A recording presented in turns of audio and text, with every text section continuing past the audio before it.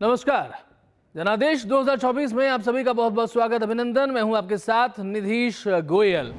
25 के 25 लोकसभा क्षेत्र से संबंधित बातों को हम एक एक कार्यक्रम के माध्यम से आप तक पहुंचा रहे हैं। जनादेश 2024 में एक बार फिर आपका स्वागत, अभिनंदन। और हम बात करें करौली धौलपुर के विधानसभा क्षेत्र की, तो आप देखिएगा टैली पर हमारे ये 8 विधानसभा क्षेत्र हैं।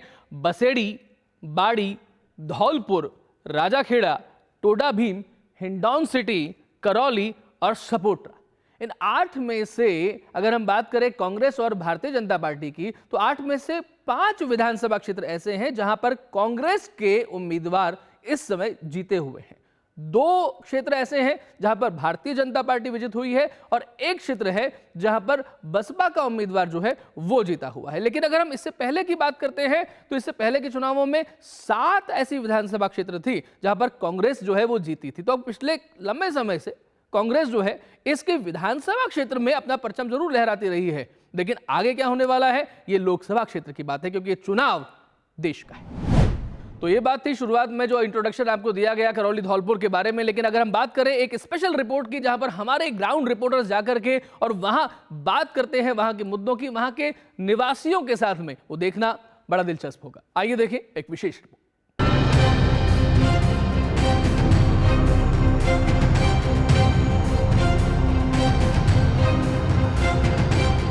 करौली धौलपुर लोकसभा सीट पर चुनावी चौसर बिछ चुकी है।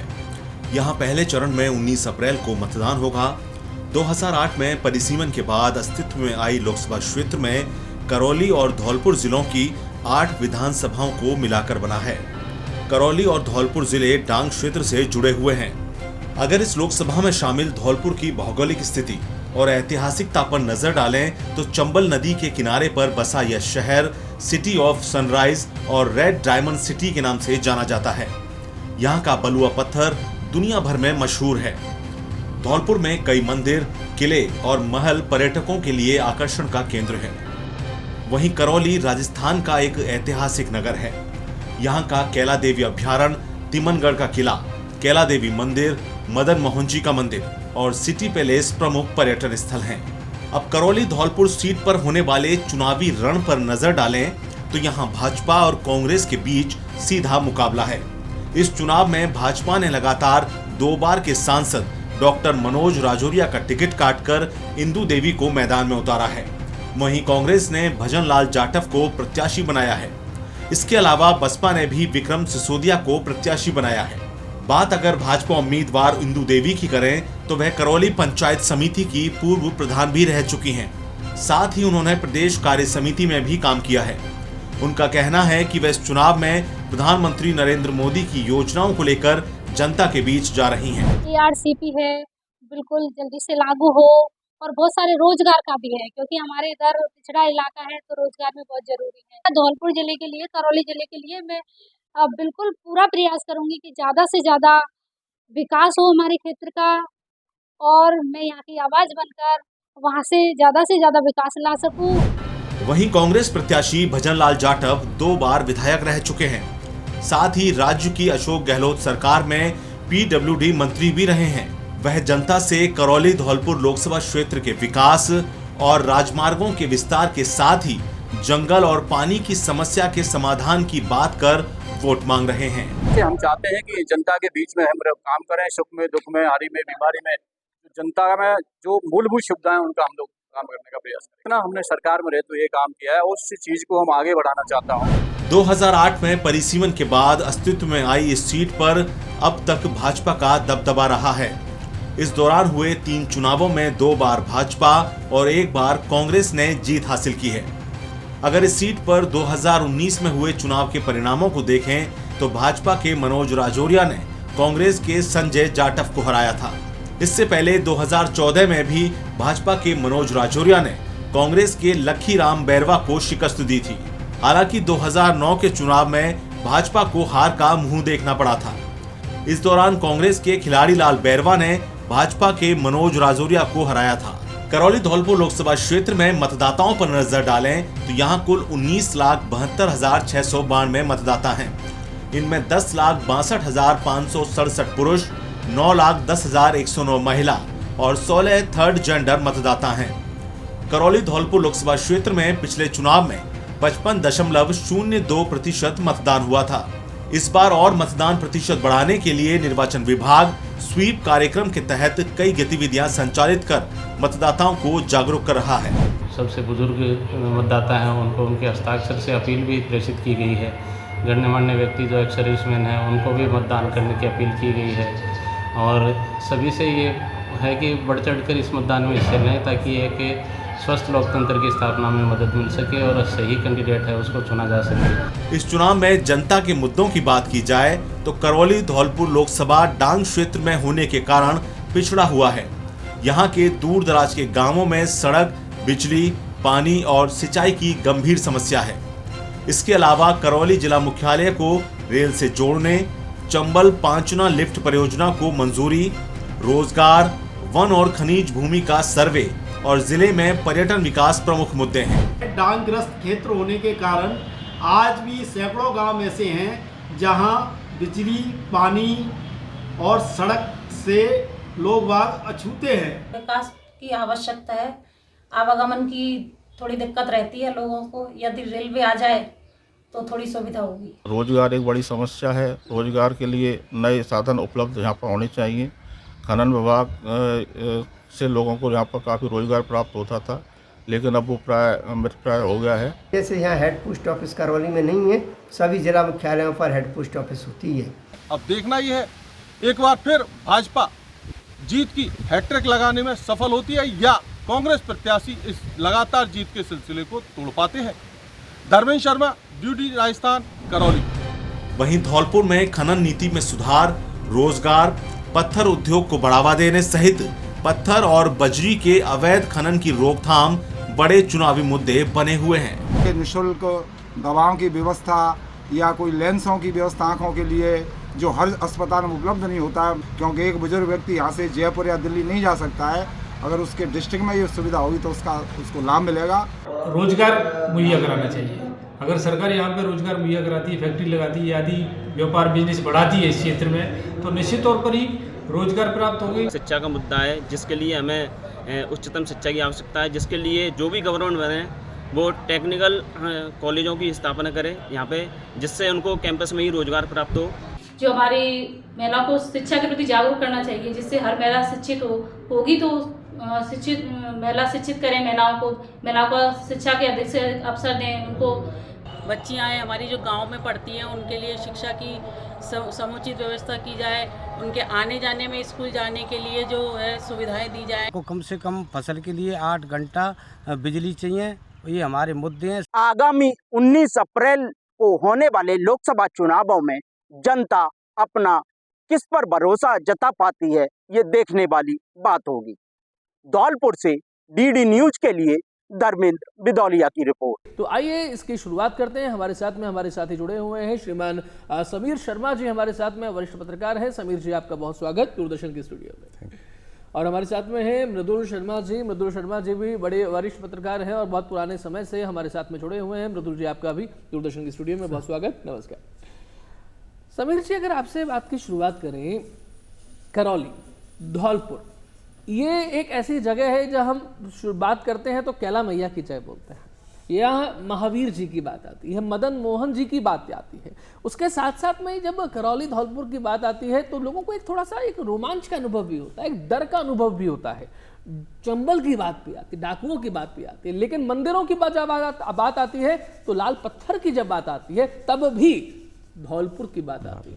और जब धौलपुर की बात आती है तो राजस्थान की भूतपूर्व मुख्यमंत्री वसुंधरा राजे सिंधिया की बात भी आती है। तो राजनीति के मैदान में करौली धौलपुर एक बड़ा नाम है। ऐसे में अगर हम देखें, पिछले 2 बार से जब मनोज राजौरिया के तौर पे भारतीय जनता पार्टी एक सांसद को लोकसभा में चुनकर के भेज रही है, इस बार की स्थितियां क्या भारतीय जनता पार्टी के पक्ष में है, क्या कांग्रेस के पक्ष में है, या कोई अन्य बाजी मार सकता है, या फाइट होने वाली है? बात क्या है समीर जी? ओपनिंग रिमार्क्स आपके। फाइट होने वाली है, यही ओपनिंग रिमार्क है मेरा। फाइट होने वाली है क्योंकि 10 साल से बीजेपी के सांसद रहे हैं, उनका टिकट कटा है तो इसका मतलब ये है कि कहीं ना कहीं आशंका थी, जो भी इंटरनल सर्वे हुआ होगा या पब्लिक से फीडबैक गया होगा उसके आधार पर टिकट काटी गई और नए चेहरे को इंदु देवी महिला चेहरे को जो कि स्थानीय बीजेपी नेता हैं, प्रमुख भी रही हैं, वहाँ पे जिला प्रमुख रही हैं, उनको उन्होंने उतारा। ठीक है, मतलब आपका कहना है कि फाइट होने वाली है और हम लोग उसके बाद में आगे बढ़ते हैं। मृदुल जी, इसी बात पे अगर आप शुरुआती कमेंट क्या करना चाहेंगे? ये देखिए क्यों राजौरिया का टिकट काटा। मनोज राजौरिया पिछले 10 साल से वहाँ पे सांसद रहे हैं। ठीक बात। पब्लिक के बीच में उनका एक तो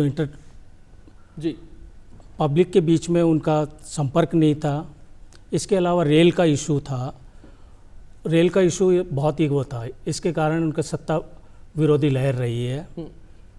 इसके अलावा करौली के अंदर करीबन 14 लोगों ने टिकट के लिए आवेदन किया था, उसमें से घटकर 3 पैनल बना, फर्स्ट सेकंड थर्ड नंबर पर इंदु जाटव को फाइनल हुआ। ये करौली के जिला प्रमुख रही है और पंचायत चुनाव से अब ये संसद तक कैसे पहुंचती है, मेन मुकाबला यही रहेगा इसमें।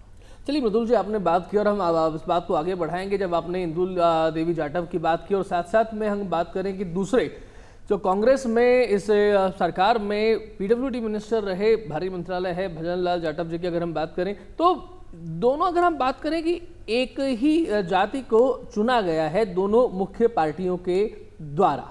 बात करें समीर जी, अगर हम यहाँ पर उम्मीदवारों के चयन की प्रक्रिया की तो इंदु देवी जाटव के सामने भजन लाल और यहाँ पर वो व्यक्ति जो इतना एक बड़ा नाम है और प्रकृति ऐसी आती है कि जो जितना बड़ा नाम होता है उसके पक्ष में भी और उसके विपक्ष में भी चीज़ें उतनी ही ज़्यादा होती हैं। क्या लगता है? भजन लाल जाटव नो डाउट वो बहुत एक्सपीरियंस्ड हैं इंदु देवी के मुकाबले, 2 बार के एमएलए हैं, मंत्री रहे हैं स्टेट में। लेकिन इंदु देवी नया चेहरा है, ज़मीनी कार्यकर्ता के रूप में उनको देखा जाएगा, ऐसे देखा जाएगा। और जो भजन लाल जाटव हैं उनको जो बीजेपी के सामने एक मजबूत कैंडिडेट खड़ा करने की, बीजेपी के जो माहौल है जिस तरीके से वो प्रचार करते हैं उसके सामने एक मजबूत कैंडिडेट खड़ा करने के उनको जो चुनौती थी वो भजन लाल के रूप में उन्होंने दूर की। ठीक जी, तो कड़े मुकाबले की उम्मीद लग रही है। मृदुल जी, आपने अभी अपने ओपनिंग रिमार्क्स में जब कहा कि सत्ता विरोधी लहर, तो ये जो लहर शब्द का आपने उपयोग किया, आपने थोड़ा सा अपने रेलवे का जिक्र भी किया था, चीज़ें बताई थी, तो थोड़े से मुद्दों की बात यहाँ पर करते हैं। वो कौन से मुद्दे हैं और जिसके कारण से आपने सत्ता विरोधी, लेकिन सत्ता की बात करें तो अगर हम देश भर की बात करें तो वहाँ तो ऐसी लहर की बात आप कर रहे हैं, या राजस्थान में बात करें तो उसकी बात कर रहे हैं, तो ये सत्ता विरोधी लहर बेसिकली क्या है और क्या मुद्दे हैं? पिछले 10 साल से वहाँ मनोज राजौरिया का पब्लिक से तो जुड़ाव नहीं रहा है। हालांकि उनका वसुंधरा राजे का वर्चस्व प्राप्त था, वो उनके खास माने जाते थे, इसके बावजूद भी वो जनता से पकड़ नहीं बना पाए और यही सत्ता विरोधी लहर है। हालांकि यहाँ पे कांग्रेस की सरकार थी, केंद्र में बीजेपी की सरकार है, इसके बावजूद भी यहाँ रोजगार के लिए कोई संसाधन उपलब्ध नहीं कराए। खनन माफिया वहाँ क्षेत्र में सक्रिय थे। इसके अलावा और भी कई इशू है जिससे वो जनता से दूरी बनाए रखे और आला कमान को टिकट बदलना पड़ा। ठीक है, आपने जो बात कही है कि आला कमान को टिकट बदलना पड़ा, ये बात समझ में आती है। समीर जी, 2009 की बात करें, 2014 की बात करें, 2019 की बात करें, कांग्रेस ने तीनों चुनावों में और उसके बाद में 2024 में लगातार चौथा चुनाव है और चौथा खिलाड़ी मैदान में है। शुरुआत में हम बात करते हैं खिलाड़ी लाल बैरवा 2009 में, 2014 की बात करें तो लखी बैरवा, और उसके बाद में 2019 की बात करें संजय जाटव, और अब की बार है भजन लाल जाटव। यानी कि लगातार चुनावों में जब आप व्यक्ति बदलते हैं तब क्या जनता का विश्वास होता है? क्योंकि उनको तो लगता है कि अगली बार फिर कोई व्यक्ति बदल जाएगा तो वो काम कैसे करेगा? देखो, जब चुनाव नज़दीक आता है तो डेवलपमेंट और सारी भावनाएं छोड़ के कई बार जातिगत वोट बहुत वैल्यूबल होते हैं। तो 35 to 40% ये यहाँ पे ऐसी वोट्स हैं, उन्हीं को देखते हुए दोनों पार्टियों ने दाव खेला है ऐसी चेहरे के ऊपर। और इसके अलावा जो मुद्दे हैं वो डेवलपमेंट का मुद्दा तो वाकई, अगर आप करौली धौलपुर देखेंगे, इंटीरियर गांव देखेंगे, वहाँ पर सड़कों की भी समस्या है जो कि बहुत आधारभूत मानी जाती है। पशुपालन है वहाँ रोजगार का साधन, लेकिन रोजगार के संसाधन, इतना मौका नहीं है कि जिससे उनको अवसर प्राप्त हो सके रोजगार के। तो वहाँ जो थोड़ा आपराधिक प्रवृत्ति के जो घटनाएं आती हैं तो उससे लोग, राहगीरों को रात में निकलने में भी डर लगता है, ऐसा है अभी भी वहाँ पर। तो बहुत स्कोप है डेवलपमेंट का वहाँ पर। मृदुल जी, अब जब सड़कों की बात आई, आपने भी सड़कों की बात कही थी, समीर जी ने भी सड़कों की बात की। सड़कें किसका सब्जेक्ट है? अगर हम नेशनल हाईवेज की बात करते हैं तो ये जो मंत्रालय आता है केंद्र सरकार का, नितिन गडकरी जी इसके मंत्री हैं, तो बड़ा अच्छा उनका नाम आता है कि सब जगह बड़ी सड़कें बन रही हैं, हाईवेज बन रहे हैं। लेकिन अगर हम शहर की सड़कों की बात करें तो यहाँ पर पिछले 5 वर्ष की बात करें या इस विधानसभा चुनाव की बात करें तो 8 विधानसभा क्षेत्र हैं इस लोकसभा में, उसमें से 8 में से 5 जो हैं वो तो कांग्रेस के पास में है। और पिछले विधानसभा चुनावों की बात करें तो भी 8 में से 7 कांग्रेस के पास में आते हैं। तो बेसिकली वहां पर तो पिछले इतने लंबे समय से कांग्रेस का ही सब काम चल रहा है। तो डेवलपमेंट किसके हित में है, किसके लिए है और किसके लिए नहीं है? नीतीश जी, मैं आपको कहना चाहूँगा, करौली धौलपुर विधानसभा क्षेत्र के अंदर करीबन 18 लाख मतदाता, 18-19 लाख मतदाता है। उसमें से 82% ग्रामीण आबादी के हैं और वो डांग एरिया में बसा हुआ है। डांग के अंदर बिल्कुल पिछड़ापन है, वहाँ सड़कें तक नहीं है, पीने के पानी का कोई संसाधन नहीं है। यहाँ तक कि खेती किसानी के लिए भी, खेती बाड़ी के लिए भी लोगों को पानी के लिए संघर्ष करना पड़ रहा है। और ये सब इश्यूज थे जो राजौरिया के विपरीत गए हैं। इसीलिए बीजेपी ने अब नए कैंडिडेट को उतारा है। नहीं, आपने ये बात कही कि है ना, ये सब इश्यूज जो हैं उसके विपरीत गए हैं। लेकिन अगर हम बात करें समीर जी, जो मैंने कहा था कि पिछले 3-4 चुनावों से लगातार कांग्रेस टिकट बदल रही है, तो ऐसे जब व्यक्ति को लगातार बदला जाएगा तो या तो आपका अपने व्यक्ति पर विश्वास नहीं है कि वो जीतता है तब भी आप उसको टिकट नहीं देते हैं, वो हारता है तब भी आप उसको टिकट नहीं देते हैं, या वो फाइट में रहता है तब भी आप उसको टिकट नहीं देते हैं। तो किसी व्यक्ति को कैसे ये यकीन होगा कि मैं चुनाव लड़ूंगा, जीतूंगा, अपना पूरा का पूरा जोर आजमाइश करूंगा और उसके बाद में आगे का क्या होगा? तो वो कैसे काम करेगा? ये पार्टियों की रणनीति आपको ठीक नजर आती है? पार्टी की रणनीति कई बार परिस्थिति के अनुसार बदलती है। जैसे बीजेपी का अपन एग्जांपल ले ही रहे हैं कि 2 बार से सांसद लगातार मार्जिन से जीत रहा था, वो बदला उसका टिकट।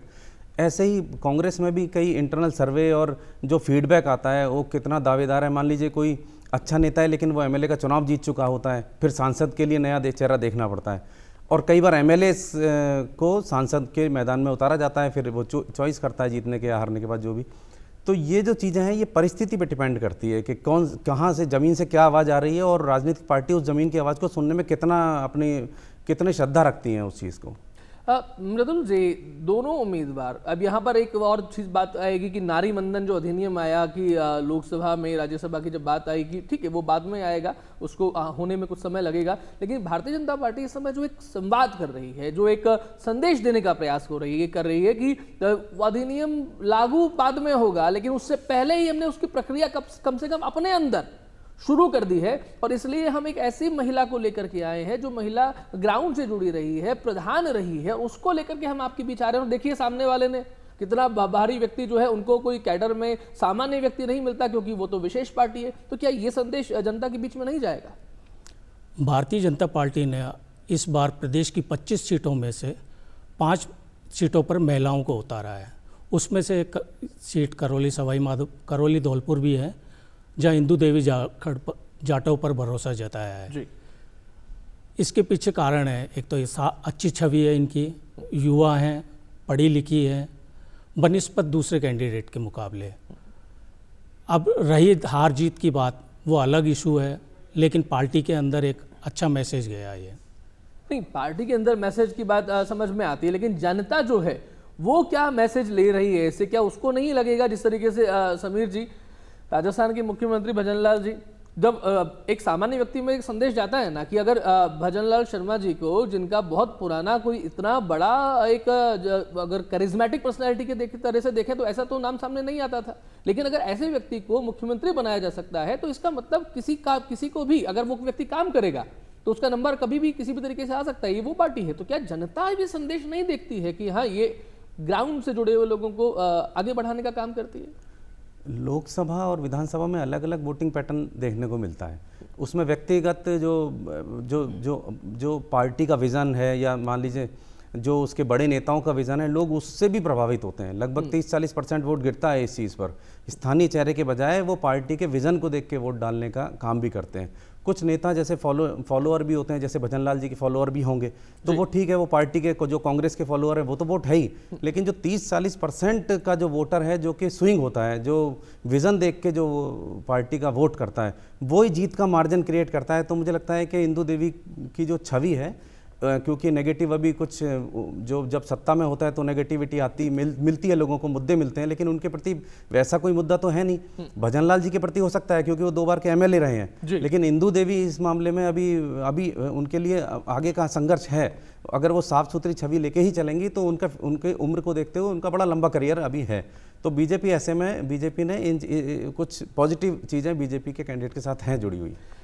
8 विधानसभा क्षेत्र हैं मृदुल जी, 8 विधानसभा क्षेत्र हैं करौली और धौलपुर में मिलाकर के। तो ऐसे में क्या देखा जाए, अगर हम 2018 की बात करें, 2018 के चुनावों में कांग्रेस मध्य प्रदेश जीती थी, छत्तीसगढ़ जीती थी, राजस्थान भी जीती थी, लेकिन 2019 में राजस्थान में 25 की 25 लोकसभा सीट आती है, मध्य प्रदेश में भी इसी तरीके से, छत्तीसगढ़ में भी इसी तरीके से। तो कैसा माना जाए कि इस बार यहाँ पर चाहे आपके पास 8 में से 5 हो, आप बहुत दमदारी से खड़े हो रहे हैं, दिखाई दे रहे हैं, अपना प्रचार कर रहे हैं, लेकिन ये लोकसभा का चुनाव मुद्दे कितने आगे बढ़ेंगे और चेहरा कितना आगे बढ़ेगा, क्योंकि भारतीय जनता पार्टी तो नरेंद्र मोदी के चेहरे पर चुनाव लड़ती हुई काफी हद तक दिखाई देती है। बिल्कुल निधि जी, आप सही कह रहे हैं। इस बार मोदी के चेहरे पर ही चुनाव लड़ा जा रहा है और पूरे 25 सीटों पर राजस्थान के उसका फोकस है जीतने के लिए। अभी पिछले दिनों आपने देखा मोदी की कोटपुतली में सभा थी और चूरू के अंदर सभा थी। जो पट्टा है, पट्टे के ऊपर भी आप देखिए कि अब कमल का निशान बैक में चले गया और मोदी का निशान आगे आ गया। तो इस बार ये मोदी के चेहरे पर ये चुनाव लड़ा जा रहा है। और रही मुद्दों की बात, तो चेहरों के ऊपर ही इस बार वोट पड़ेंगे। ज़्यादा समय नहीं बचा है। अगर हम बात करें आज जब हमारे दर्शक जो हैं उस कार्यक्रम को देख रहे हैं और जब ये चुनाव जो है पड़े होगा, तो कुल मिलाकर के 15 दिन का समय है समीर जी। तो इस 15 दिन के समय में कौन व्यक्ति कितना ज़मीनी हकीकत से रूबरू हो जाता है, कितना लोगों के घर घर तक पहुंच जाता है। आपने दोनों उम्मीदवारों को नोटिस किया होगा, संगठनात्मक दृष्टि से कौन कितना आगे बढ़ रहा है, सोशल मीडिया कैंपेनिंग कितनी कर रहा है, ग्राउंड पे कितना काम कर रहा है, संगठन के लोग कार्यकर्ता जो हैं वो उसके लिए कितना लग रहे हैं, कितना जुट रहे हैं। यहाँ आपने क्या पाया? लोकसभा क्षेत्र बहुत ही बड़ा होता है, हर गाँव तक पहुँचना खुद कैंडिडेट के लिए पॉसिबल नहीं होता, इसलिए उसके नेता, उसके कार्यकर्ता, उसकी टीम बहुत मायने रखती है। लोकसभा जब चुनाव कैंपेनिंग होती है तो ठीक है, अब भजनलाल जी की अपनी टीम है, इधर इंदू देवी की अपनी टीम है, स्थानीय कार्यकर्ता है वहाँ की, इसलिए और गांव-गांव में उनका भी जब जिला प्रमुख रही है तो गांव से डेफिनेटली जुड़ाव है और भजनलाल जी का भी है। तो अभी कैंपेनिंग में तो दोनों कोई कमी नहीं छोड़ रहे, उनके कार्यकर्ता भी अलग अलग टोलियों में कैंपेन कर रहे हैं, घर तक पहुँच रहे हैं और जहाँ तक संभव वो कैंडिडेट भी पहुँचने का प्रयास कर रहे हैं। कोई व्यक्ति जो है जब वोट देगा, आपने वहाँ पर थोड़ा आप देखे होंगे, आप वरिष्ठ पत्रकार हैं, तो ऐसे में क्या लगा आपको कि मुख्य मुद्दा क्या बनने वाला है? क्या चेहरा ही मुख्य रहेगा? ये जो समस्याएं जिनके बारे में हमने बात की, रेलवे की बात की, ये बड़ी बात है। देखिए, जो स्थानीय मुद्दे हैं उनको देखें, प्रत्याशियों को देखें अपने, कौन उनको अच्छा रिप्रेजेंटेटिव मिल सकता है, कौन रिप्रेजेंट कर सकता है लोकसभा में, उनकी समस्याओं को उठा सकता है, प्लस जो राष्ट्रीय मुद्दे हैं, इन तीनों को मिक्सअप करके अगर उस रूप में अगर स्थानीय लोग देखें कि ज़मीनी डेवलपमेंट, एक राष्ट्रीय मुद्दे भी, इनके कॉम्बिनेशन के साथ वहाँ से प्रत्याशी जीते और वो उनके मुद्दे को भी उठाए, ठीक है ना, देश की भी बात करे, अपने क्षेत्र की भी बात करे, ऐसा लोगों को चुन के भेजना चाहिए, मुझे ऐसा लगता है। मृदुल जी, इस समय हमारे कार्यक्रम में अभी थोड़ा ही बचा है, राष्ट्रीय मुद्दों की बात आपने अभी की है। अभी जब रैलियां होती हैं, राष्ट्रीय स्तर के नेताओं की रैलियां होती हैं, कुछ रैलियां हो चुकी हैं, कुछ रैलियां हुई हैं, तो क्या उसका भी प्रभाव पड़ेगा? बिल्कुल नीतीश जी, आप बिल्कुल सही कह रहे हैं। पीएम मोदी की जहाँ भी सभा हुई है देश भर में, और राजस्थान में भी 2-3 सभाएँ हो चुकी है, या अमित शाह जी की हुई है सभाएँ हैं, और जेपी नड्डा जी की सभा हुई है। हर एक सभा के अंदर आप देखिए 22 जनवरी का जो राम मंदिर वाला इशू है वो सबसे प्राथमिकता से उठाया जा रहा है। इसके अलावा आप देखिए प्रधानमंत्री नरेंद्र मोदी का जो प्रभावशाली नेतृत्व है और उनकी स्वच्छ छवि है वो भी देखी जा रही है इस बार। और इसके अलावा सीएए है, जम्मू कश्मीर में धारा 370 है, कई राष्ट्रीय इशू है जो इसको प्रभाव डालेंगे। यानी कि कुल मिलाकर के हमें लगता है कि जब लोकसभा चुनाव की बात आती है तो मुद्दे जो है वो केवल लोकल मुद्दे नहीं रह जाते, क्योंकि लेकिन हम बात जो करते हैं वो देश की बात करते हैं। देश की बात आती है तो राष्ट्रीय विमर्श की बात आती है, राष्ट्रीय मुद्दों की बात आती है, लेकिन सबसे जरूरी बात जो आती है वो मतदान करने की आती है। हम चाहेंगे हमारे दोनों वरिष्ठ पत्रकार साथी हमारे दर्शकों को इस बाबत एक अपील अवश्य करें। समीर जी, आप तो वोट कीजिए, अपनी समस्याओं को देखते हुए वोट कीजिए। अपनी समस्याएं दूर करनी है, अपने भविष्य को बनाना है, बच्चों के भविष्य को बनाना है, तो सब खाना पीना छोड़ के पहला वोट, ये आपका अधिकार है। और जो वोट को इतनी इम्पोर्टेंस अपने जीवन में देगा तो तय है कि वो खुद का, परिवार का, समाज का, शहर का, गांव का डेवलपमेंट के लिए वोट दे रहा है, उसके भविष्य बनाने के लिए वोट दे रहा है। एग्जैक्टली, बहुत सुंदर बात आपने कही है। मृदुल जी, आपसे भी चाहेंगे एक अपील।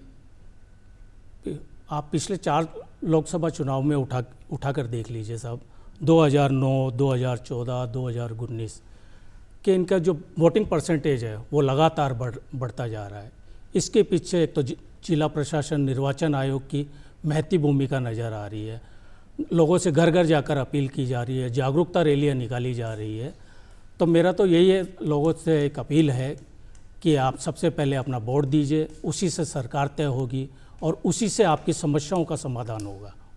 बहुत सुंदर बात आपने कही मृदुल जी कि इसी से सरकार तय होगी, क्योंकि सरकार, एक मुझे ध्यान आता है 1975 के समय जब संपूर्ण क्रांति की बात हो रही थी, लोक नारायण की बात थी, जेपी की बात थी, जिन्होंने कहा था कि सिंहासन खाली करो कि जनता आती है। तो सरकार जो है वो सरकार राज नहीं है, ना वो इंस्पेक्टर राज है, ना सरकार राज है, ये राज आपका है। इसलिए हमने इस कार्यक्रम का नाम भी रखा तो जनादेश रखा। ये जनता का आदेश है, जनता निर्देश देती है, जनता आदेश देती है। ये लोकतंत्र है, ये लोक का तंत्र है। शासन जो है वो कोई शासक नहीं कर रहा है, ये सामंतवादी व्यवस्था नहीं है। और इसके लिए आपकी प्रतिबद्धता कितनी है, आपका अपना दायित्व कितना है, आप इसे एक धर्म के रूप में लेते हैं या नहीं लेते हैं, आप किसी भी पूजा पंथ, मत पंथ संप्रदाय के क्यों ना हो, लेकिन ये उस दिन आपके लिए सबसे ज्यादा आवश्यक हो जाता है। इसीलिए कहा जाता है, इसीलिए ये कुछ कोटेशंस बनाए जाते हैं कि पहले मतदान करें, उसके पश्चात जलपान करें, और केवल स्वयं ना करें, देखें कि आपके आसपास 18 वर्ष से अधिक आयु के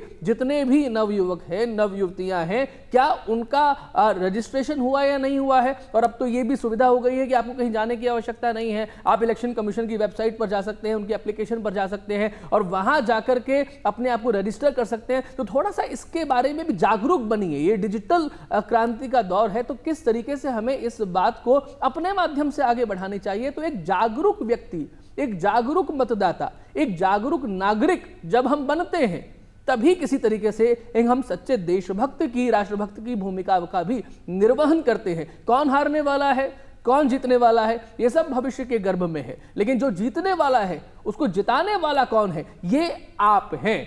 और आप ही ये तय भी कर सकते हैं, क्योंकि इस नए भारत के भाग्य विधाता हम हैं। तो इस भाग्य विधाता के धर्म को, उसके दायित्व को आप समझिए, जागरूक रहिए। करौली में, धौलपुर में क्या कुछ होने वाला है, वहां पे जो समस्याएं हैं उनका निराकरण कैसे होगा, समस्याओं का समाधान कैसे होगा, ये आपके वोटिंग पैटर्न पर निर्भर करेगा। इसलिए उस दिन को एक उत्सव के रूप में मनाइए और इस उत्सव की खबर जन जन तक पहुंचाने का काम दूरदर्शन राजस्थान लगातार कर रहा है और लगातार करता रहेगा। तो करौली, धौलपुर से संबंधित बातें आप तक पहुंचाई हम लोगों ने। आपको हमारा कार्यक्रम कैसा लगा ये अवश्य हमें बताइएगा। और आज के कार्यक्रम में पधारने के लिए हमारे दोनों गेस्ट समीर जी का और मृदुल जी का भी बहुत बहुत धन्यवाद। जनादेश 2024 में आज इतना ही। इसी के साथ मुझे यानी कि निधीश गोयल को दीजिए अनुमति। नमस्कार।